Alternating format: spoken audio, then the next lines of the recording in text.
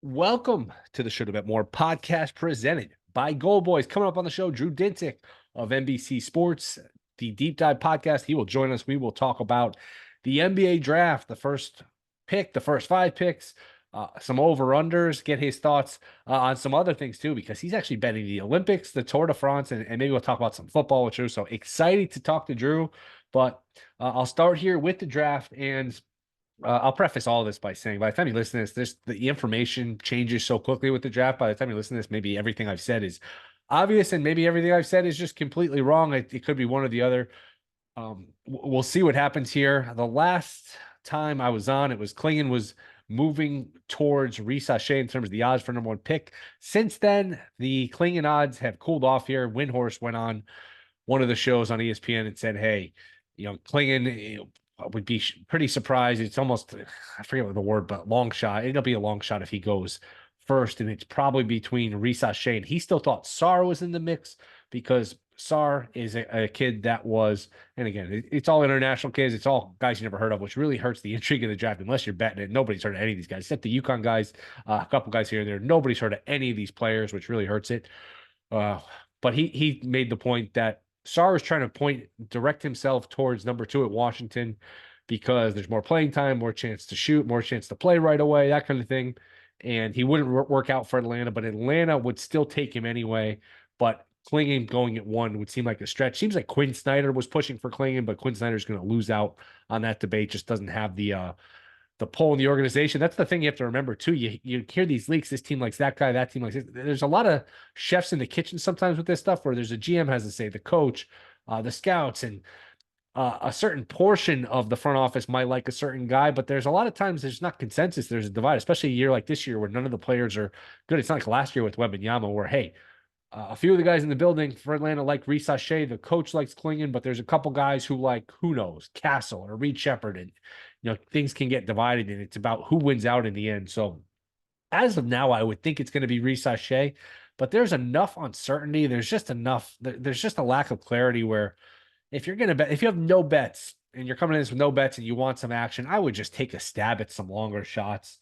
Just, like Reese Shea is the favorite, and I think he's the rightful favorite. But like, I don't know. This could be, if you're ever going to get a year with a bombshell and Castle goes one or Shepard goes one. I mean, the reason people like Kling going one is he's got at least a skill set you can wrap your arm around. Hey, I know he's going to be able to defend the rim and rebound and block shots. Reed Shepard's got a skill set. Hey, I know at least he can shoot.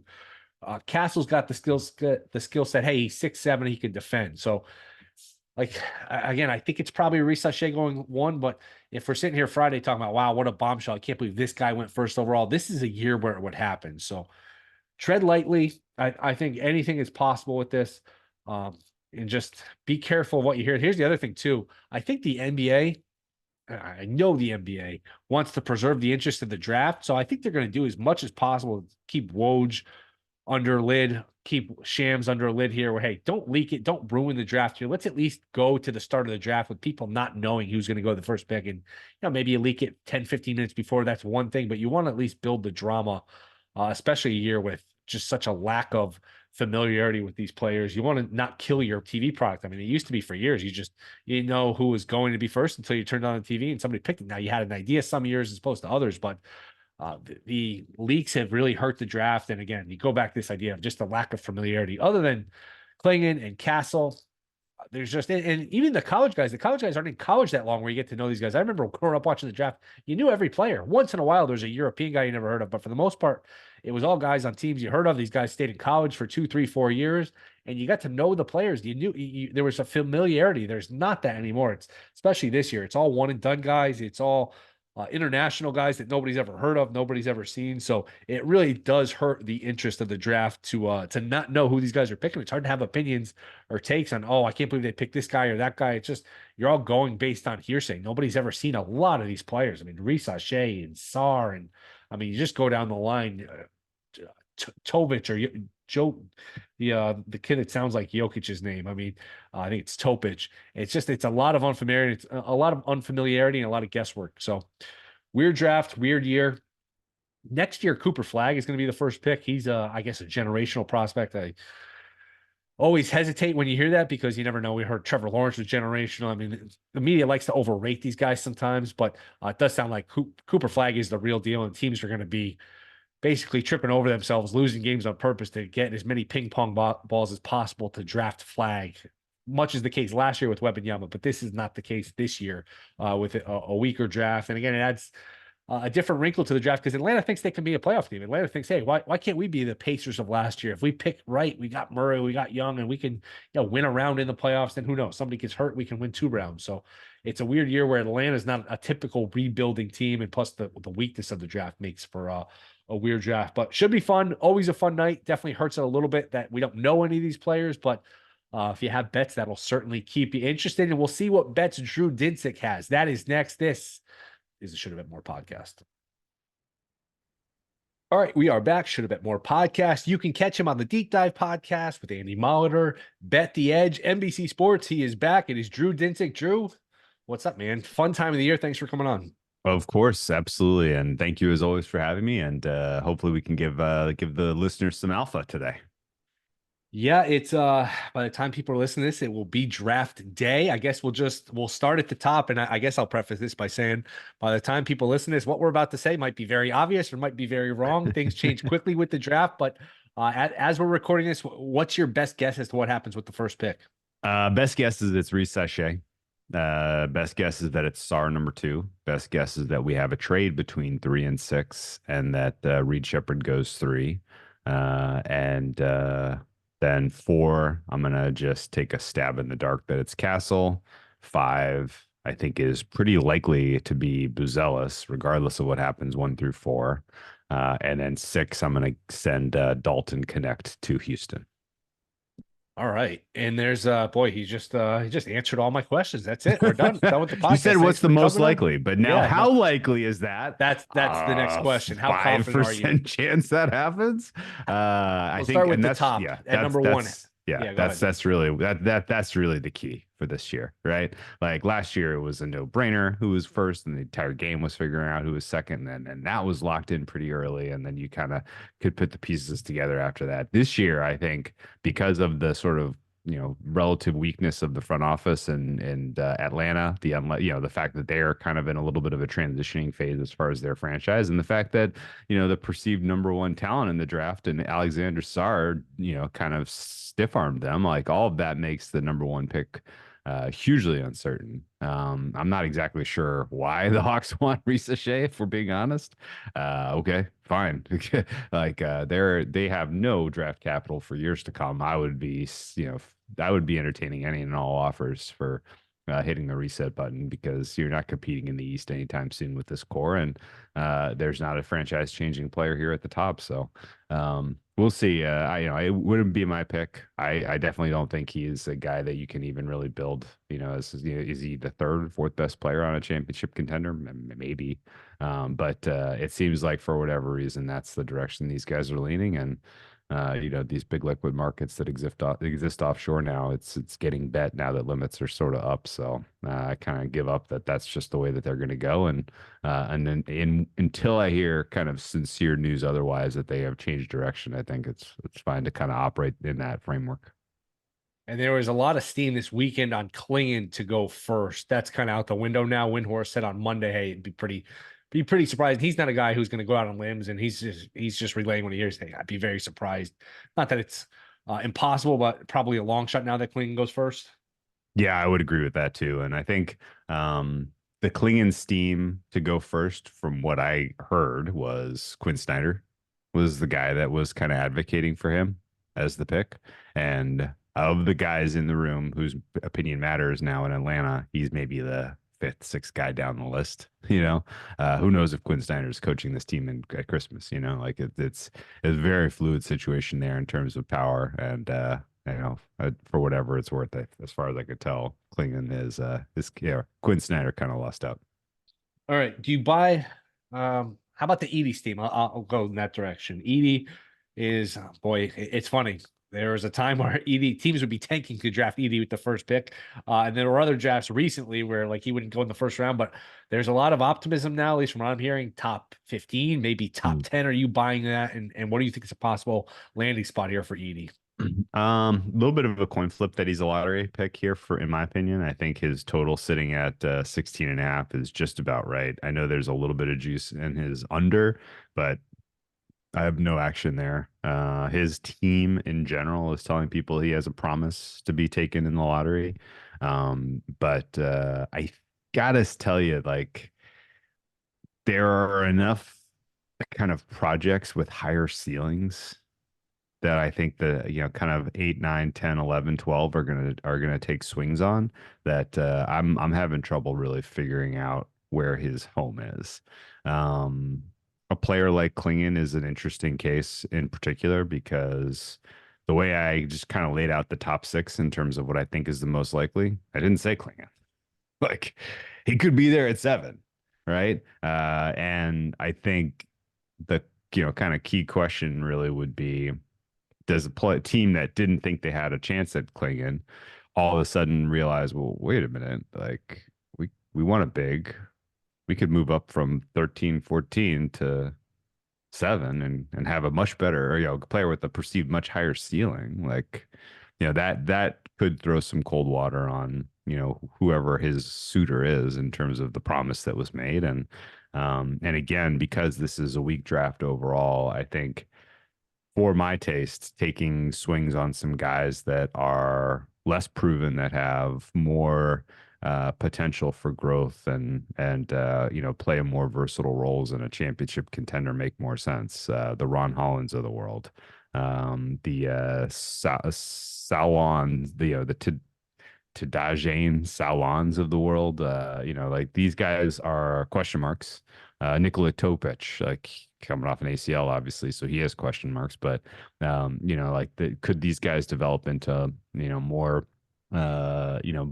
contributory pieces than a guy like Edey, who's probably at his peak? He's developed. Like I don't know what else you're getting out of him at the NBA level, and I think that's what's ultimately going to handicap him. So 16 to 20 would be my expected range, but the chance that he, goes 16th, I don't think you can dismiss that. Do you think with betting being legal and the fact that, look, Shams and Woj, there's more incentive to keep the information under wraps, do you think we'll get to about the time the draft starts? I think it's 8 o'clock on Wednesday, and we're not going to know, or do you think it's going to leak beforehand? I think it's already leaked. I think a bunch of this stuff is already leaked. I'm looking at some of these markets where you can get big bets down and like, Bazelis to go 5th overall minus 215. Like, how Castle to go 4th overall minus 180. Shepard 3rd overall minus 175. Like, the fact that these are such such huge minus numbers this far down the board, to me, because it's a weak draft, because there wasn't really as much interest in trading, because there isn't as much, our future depends on making the right decision here. There's a little bit of a casual nature, I feel like, in the way it's being approached, and the communication between teams and agents seems to have kind of at least reached its peak volume today here on Tuesday. And I think we're starting to see a crystallization because, like, again, like if Detroit is at the point where they are confident that they're just going to take Zealous, like, well, number one, they know, or they have high likelihood that he's going to be there at 5. And number two, they know who else is going to be there. And they've, kind of come around to this, and they know they're not expecting a surprise, and they're not, not entertaining a trade down. And, so, I think at this point, the whether it becomes public via Woj tweet or Shams tweet, I think is less likely. But certainly there are people who are operating in these markets who are playing with confidence if they're betting these prices. How about any big name players you think change teams? You think either a draft day trade or July Oof. 1st is coming around the corner here? Do you think we're going to get like a shakeup, or is it feels like it's drying up a little bit where Paul George might go back? And I thought at the end of the season, some of these teams, like, how are the Suns going to run it back? Well, it appears like they will. How are the Clippers going to run it back? Well, it appears like they will. Do you think we're getting a shakeup here? The NBA always surprises you, so I'm not going to say it's going to be a boring offseason, but I definitely think that some of the potential for a heavy duty turnover is starting to feel less likely. The key name to watch in terms of dominoes falling is Paul George to the Sixers, obviously. If he elects to just take more money and stay in LA, which is sort of where the tea leaves are trending, then the Sixers get interesting because they desperately need a third banana on that team. They're not bringing back Tobias Harris, from what I could tell you. And if they decide, okay, well, no Paul George, our next best option is, and they set their sights on some guy that nobody really thought was likely to be moved, and that sets off a whole chain reaction like what we had with Porzingis and Dame Lillard and Drew Holiday last year. Like, yeah, okay, that we could definitely see something like that where there's a little bit of a reshuffling at the very top of the East. But I think broadly, I'm watching out for Trae Young for sure. It sounds like Atlanta is not highly motivated to move him, but is absolutely exploring options. I have, definitely kind of curious where the Lakers go in terms of repopulating their talent pool if they go for a third, quote unquote star. I'm interested to see what happens to Klay Thompson. He's obviously a guy that fits and has an immediate role on a number of kind of up and coming young teams like the Magic. Dying to know what the Cavaliers are going to do. It sounds likely that Donovan Mitchell is going to stay in Cleveland, which is a little bit of an upset, but they got pretty clear and obvious signal that Mitchell and Garland don't fit well together, and that Mobley and Allen don't fit well, especially well together, and kind of intrigued what Cleveland does to reshuffle things. But again, like, does any of this move championship equity aside from Paul George to Philly? No. I think that's kind of the key for those who are listening and betting. How about Olympics? I know this is a slow time of year for some, but you're betting Olympics, Tour de France. Take it whatever direction you want to go. A couple Olympics bets Oh, and sure. thoughts here. Tour de France. Well, the Tour de first week of the France. Olympics, the Tour de France, I think it's actually going to be a snoozer this year. Tadej Pogačar of Slovenia, I think, runs away with it. But the Olympics is going to be exciting. First week for me is all about handicapping the swimming events. We have 4 or 5 golds a night for the first week that are all kind of individual and relay events in swimming. And yeah, if you're curious, right now I have the U.S. as very likely to win 4. Those 4 would be Katie Ledecky winning the 1500 free, Gretchen Walsh winning the 100 fly. Gretchen Walsh set a world record at the 100 fly at trials, and she looked like she had even more in the tank. She was incredible. So doubt anyone's beating her. The men's and women's 4x100 medley relay, I think, will also go gold to USA. The could happens for me, which are like 50 to 90% likely, include Ledecky getting a second gold in the 800 free. Kate Douglas, who I think has more in the tank in both the 2IM and the 2 breast. Our best backstroker on the women's side is Reagan Smith. She is definitely a coin flip to win both the 100 and the 200 back. Our best backstroker on the men's side is Ryan Murphy. He's a coin flip to win the 100 and the 200 back. And then we could see Caleb Dressel defend his title in the 100 fly, and Matt Fallon, breakout star potentially in the 200 breaststroke for us. So all of those, I think, are at least 50% chance to happen for Team USA. And if we get half of those home, then we're going to be looking at about 9 or 10 gold medals. How the hell do you handicap this stuff?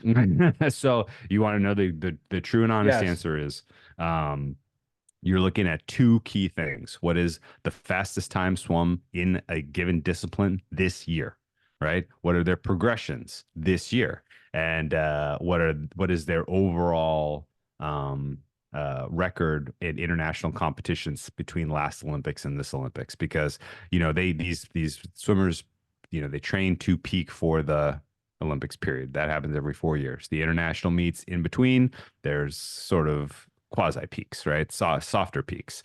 And I think you can look at sort of the World Championships from 2023 as sort of the dress rehearsal for the Olympic Games. The World Championships 2024 are a complete toss, in my opinion. But the 2023 ones are the dress rehearsal. And then you watch their swims from this season, you watch their progression, you make sure they're continuing to take steps forward, and that gives you signal that they're about to kind of reach their ceiling.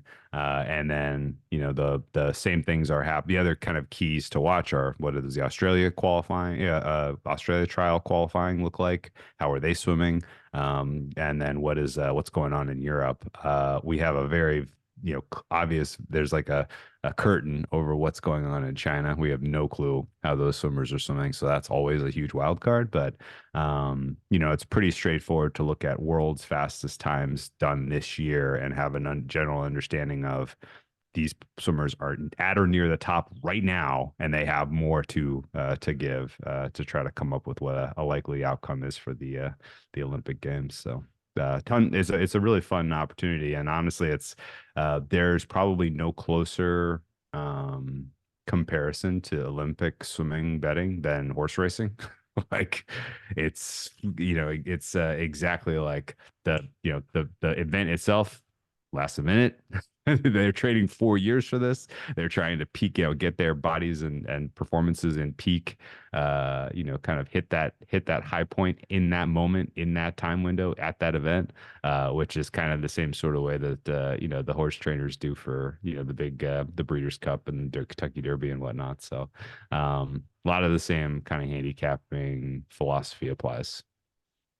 All right, last one, football. What do you got? I don't think the deep dive pods usually the previews start like middle of the summer, so I'm guessing you start those pretty soon. You're going to be with Andy Molitor. He's going to interrupt you. I'm going to tweet you that he needs to stop interrupting you. It's a vicious cycle, but it's just part of the summer. What are just like one or two, I don't know, hot takes, controversial opinions you might have about the NFL season? Yeah, so the deep dive previews will start the week after July 4th. We'll be doing one division a week, and we'll break them up into per one team or two teams. We record them two at a time, but I think we split them up and do one team per release. But controversial opinion for you. I think the NFC stinks. I think it's terrible. I think almost all of these teams have taken step backwards, except for the NFC North, which looks freaking awesome. And I think if you can suss out based on quality of just in general, like put together a fair price on Green Bay versus Detroit, forget about betting NFC North future. Forget about betting win totals. Just take that opinion to the NFC Championship market and get a better number, because I think almost certainly your NFC North winner is going to be your likely Super Bowl representative from the NFC this year. And I know that certainly dismissing San Francisco is probably stupid, but their schedule looks quite a lot tougher than it was last year. And I think they've taken a step back on defense, on top of it seems like they're trying to blow up that core of wide receiver, strength, which I just don't understand. But San Francisco, I'm a little bit concerned about what's going on with them. And then the NFC East, I think, looks off to me. I think everybody's got huge questions and demerits to figure out if they're going to contend, and the NFC South is a joke. So NFC North, rather than bet that division winner, if you like Detroit, if you like Green Bay, take that right to the NFC Championship market and get a better number, in my opinion. And there's a lot of hype on Philly. You're not buying the Philly hype? Not even remotely. No. Wow. I think you might be the first person I've heard to say that, because it's been a one-way train of Here you go. Philly's You better ready than for this? Dallas. Yeah, go So ahead. check this out. So 2 years ago, right? Philly gets to the Super Bowl. Okay. Nice job. You look at their schedule of who their the opposing quarterbacks was that year. Oh, it was a joke. It was a joke. Their defense was legitimately propped up because they played no one.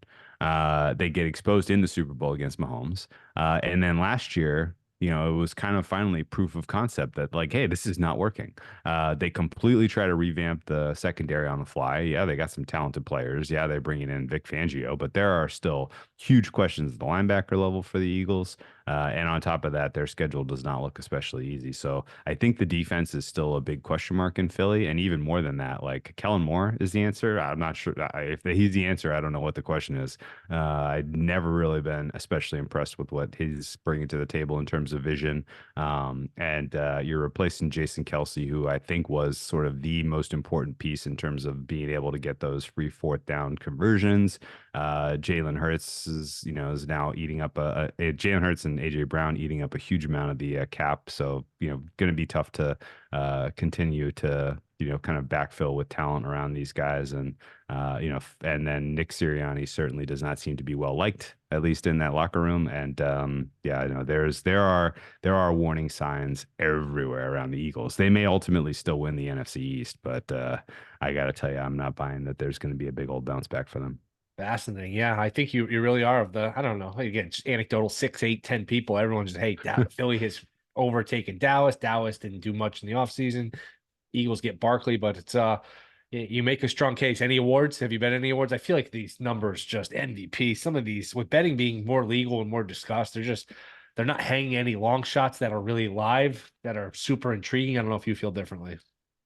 Can't take a ton of credit for this because I'm coattailing my co-host on Bet the Edge, Jay Croucher, but Brees Hall, Offensive Player of the Year, is solid. I think he has the chance to be sort of the kind of featured role in that offense. Bet they made so many investments on the offensive line, and I think Brees Hall is going to be it's kind of these the fantasy guys are already onto this, right? Like he's going top 3 fantasy picks. So, he's in the Christian McCaffrey range, yet his price to win Wow. offensive player of the year is like 4 times McCaffrey. So I think that's going to be a fun one. Wow. What number did you get on that? Let me take a look, but I think it was 30 to 1. What do you think? Yeah, that sounds about right. That sounds about right. Yeah, I got 30 to 1 on that one. Wow. I would All play right. it again still at current prices, which are around 20 to 1. I think I realistically think he should be in that top tier. I don't think this is going to go to a wide receiver this year. Getting excited. Got like 4 or 5 weeks till the Hall of Fame game, so it'll be Ooh, here before you know it. yeah, well, oh my goodness, is it really that close? I mean, look, it's yeah, August 1st is the Hall of Fame game, so Oh my blink, God. it's gonna be here. Once it's here, it kind of goes by fast, but once it's here, man, it's here. Drew, I appreciate it, man. Let everyone know where they can find you. Oh, definitely check me out at whale_capper on Twitter. And of course, the Deep Dive Pod, as well as Bet the Edge for NBC. All right, appreciate some time. Good luck, and I mean this sincerely. Good luck on the draft tomorrow. Let's do well here. Gonna need it. All right, that will do it. Thank you to Drew Dinsick. We will be back Friday. Talk to you guys then.